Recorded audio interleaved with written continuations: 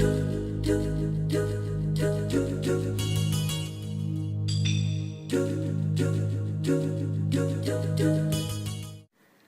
guys, Jarrod here. Wanted to just do a very quick video on the shocking events of last night. Watched the Microsoft press conference and the Sony press conference. Stephen and I did a little podcast. I'm going to put it in the description below. You guys can hear what our thoughts were on the Microsoft press conference. I don't want to talk very long about this, just wanted to quickly jump in. What Sony did last night at the press conference was pretty much historic. It was monumental. It was more or less exactly what they did way back when they originally announced the original PlayStation. I believe it was E3 1995 when they came out, well actually Sega came out first and said, held up like a price point of $399 for the Sega Saturn, and then Sony stunned the world when they came out and were like $299.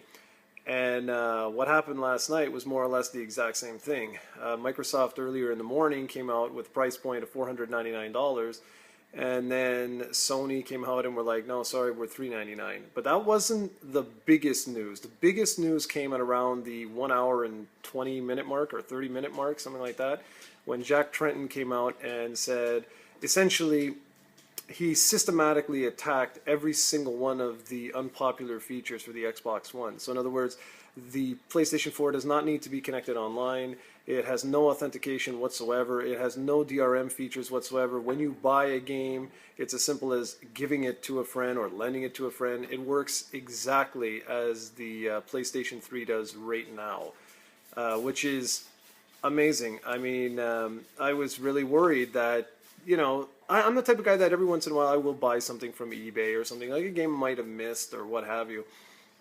I mean, I'm not huge into lending or trading or reselling or something like that, but I really did not like the idea with the Xbox One of not owning any of the software that I would purchase on this machine. In other words, I could buy a game on the Xbox One, and if the developer, or rather the publisher, decides that, you know what, in 10 years from now I'm going to shut down the server, then if that game has no way to authenticate itself, you're screwed. You can never play that game again.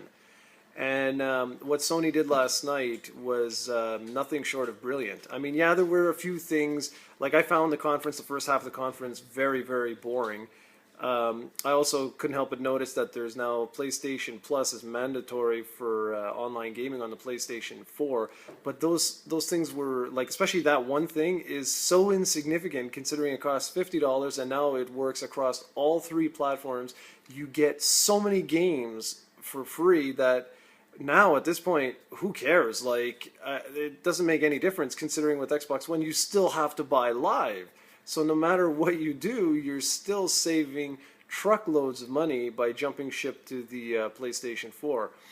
And I honestly have no idea how Microsoft is going to come back from this. This is, I know some people like to say a killing blow and stuff like that, but it's way too early to call that. Like, the generation's not over. But this is major news. I mean, these types of things do not happen often. They usually happen once every 20 years, 25 years.